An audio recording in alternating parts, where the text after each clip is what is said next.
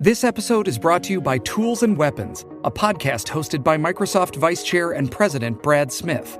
In it, global leaders discuss the promise and peril of the digital age, from environmental sustainability and cybersecurity to ethical AI. Guests like journalist Kara Swisher and Microsoft CEO Satya Nadella share lessons from their past to reframe some of society's toughest challenges and seek new solutions. Follow Tools and Weapons with Brad Smith on Spotify now. This episode is brought to you by State Farm. What do your music playlists and podcast feeds have in common? They're a reflection of you. And that's how the State Farm Personal Price Plan works, too. It gives you options to personalize your coverage so you can protect what you care about most at an affordable price that's just for you. Like a good neighbor, State Farm is there. Go to statefarm.com today to create your State Farm Personal Price Plan. Prices vary by state. Options selected by customer. Availability and eligibility may vary. This is Optimal Finance Daily, episode 2442, Avoiding Fitness Information Overload by Rachel Trotta of racheltrotta.com. And I'm your host and personal finance enthusiast, Diana Merriam. Welcome back to our Sunday bonus episode. This is where I share an extra article with you from one of the other podcasts in our network. Today's episode is coming from Optimal Health Daily, which covers nutrition, fitness, dieting, and a lot more. You can find that show wherever you're listening to this. And the host, Dr. Neil, actually answers a listener's question every Friday. If you send one in and you're in the US, you can get a copy of our hardcover Optimal Living Daily workbook totally free, shipped right to your door. All you have to do is send in a relevant health-related question to health@oldpodcast.com, and then listen in on Fridays to hear the Q&A episodes. If you're outside the US, we'll email you a digital version of the workbook. So again, to send in a health-related question to be answered on the Optimal Health Daily podcast, just email your question to health@oldpodcast.com. And with that, here's Dr. Neil with an article and his commentary as we optimize your life. Avoiding Fitness Information Overload by Rachel Trotta of racheltrotta.com. The ballerina within. A while ago, I created an Instagram post that I wanted to incorporate into February's Living on Autopilot theme. There is this idea that floats around in the collective feminine unconscious that, underneath our exteriors, we all have a petite, perfectly muscular, but not too muscular, long-limbed ballerina lurking, just waiting to be unleashed.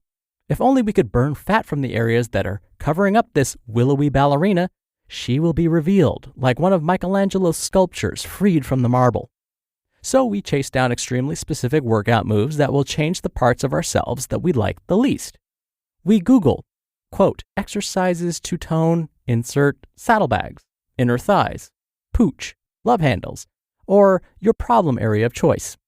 It's easy to see how we can get caught in this cycle of thinking. Take a stroll through Women's Health magazine covers. Does it really seem like maybe the 5 moves guarantee you Maria Menounos' tummy? Resize your thighs, really? 675 amazing health, nutrition, beauty, style, and fitness tips? 675 information overload. So what does this have to do with living on autopilot or improving the strength of your habits and willpower? Becoming overly focused on small physique details has many potential pitfalls, but one that I notice frequently is the vulnerability to information overload.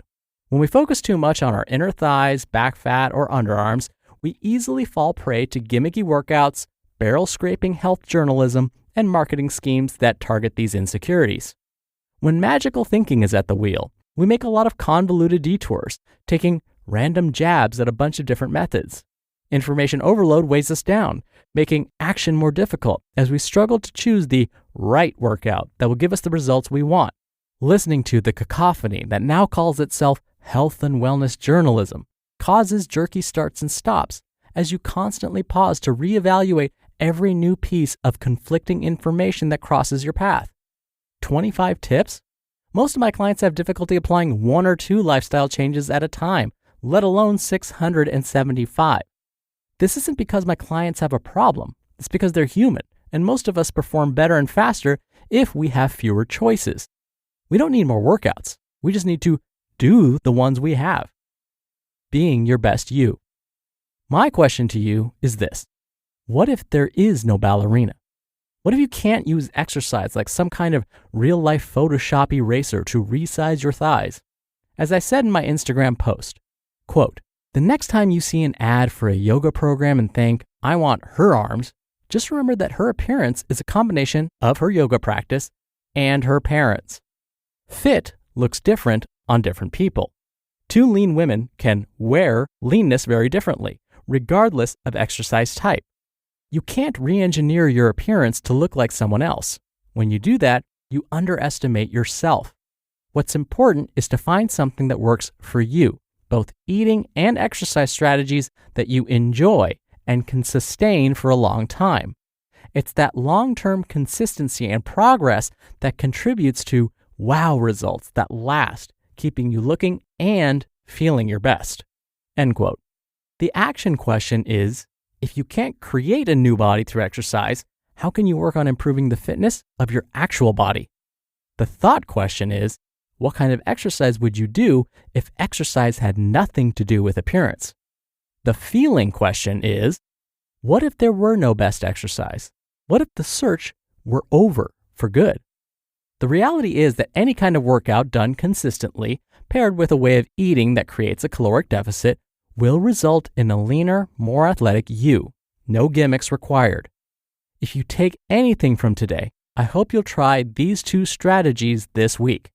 1. Play to your strengths.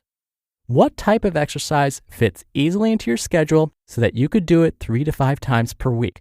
Just pick 1 or 2 and then be consistent with that. This will allow you to get into autopilot mode, where it feels more normal to exercise than not.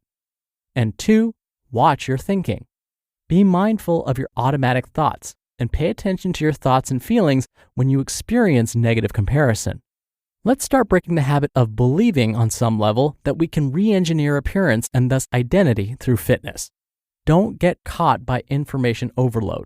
Instead, learn to tune out the overcrowded airwaves, to stay consistent on your own course, and to make your own autopilot setting work for you. Your best you is not only straight ahead, but also available in each passing moment as you love, accept, and take care of yourself, just as you are. You just listened to the post titled, Avoiding Fitness Information Overload by Rachel Trotta of racheltrotta.com. This episode is brought to you by Google. The Google Cybersecurity Certificate provides the necessary skills to begin a career in cybersecurity. Visit safety.google/cyber workforce today. This episode is brought to you by Tools and Weapons, a podcast hosted by Microsoft Vice Chair and President Brad Smith. In it, global leaders discuss the promise and peril of the digital age, from environmental sustainability and cybersecurity to ethical AI. Guests like journalist Kara Swisher and Microsoft CEO Satya Nadella share lessons from their past to reframe some of society's toughest challenges and seek new solutions. Follow Tools and Weapons with Brad Smith on Spotify now. Dr. Neal here for my commentary. The underlying theme of what Rachel is saying is patience and consistency. The body that you want isn't just right around the corner necessarily. It does take some time and consistency, but you can absolutely get there to some extent. You may not look exactly like your favorite actor or actress, but you can definitely maximize your own potential. I don't mind so much when people say, make me look like Henry Cavill in Man of Steel or Gerard Butler when he was Leonidas in the movie 300, because what I understand is this was the motivation. This is why they're standing in front of me looking for help. And that needs to be acknowledged because that's a huge step in itself. Just to get here, to want to do something about their habits, that's amazing. And I don't want to squash that motivation right off the bat. So if you do have a goal like that for yourself, it's okay. But we do need a reality check at the same time, because what can happen is you'll look in the mirror every day, you look at that number on the scale and go, well, I don't look like this yet. What's the point? That's what we need to avoid. But if we can give ourselves a reality check every now and then and say, look, my body is different. For me personally, I'm not as tall as Henry Cavill or Gerard Butler, but yeah, I would like those kinds of muscles, shoot. But I need a reality check to say, look, my genetics, my environment is telling me I'm not going to be that tall. That's okay. I still need to use my potential. I want to maximize my potential. And so I'm just going to use these folks, these actors and actresses, or whatever, these superheroes, as motivation. But with the reality that I have to tell myself, I may not look exactly like them. But if it keeps me motivated and doesn't discourage me, then by all means, that's fine. But if it starts becoming an issue where you're like, well, I don't look like that yet, when is that going to happen? Well, now we need to refocus your attention on maybe your progress, on how far you've come already. Take a look back and see, where was I 6 months ago? And if you've progressed since then use that as your motivation instead. All right, that's enough out of me. I'll stop crying. That wraps up today's episode. Thank you for listening and being a subscriber of the show. I hope you have a wonderful rest of your day, and I'll see you back here tomorrow for another Q&A episode and where your optimal life awaits.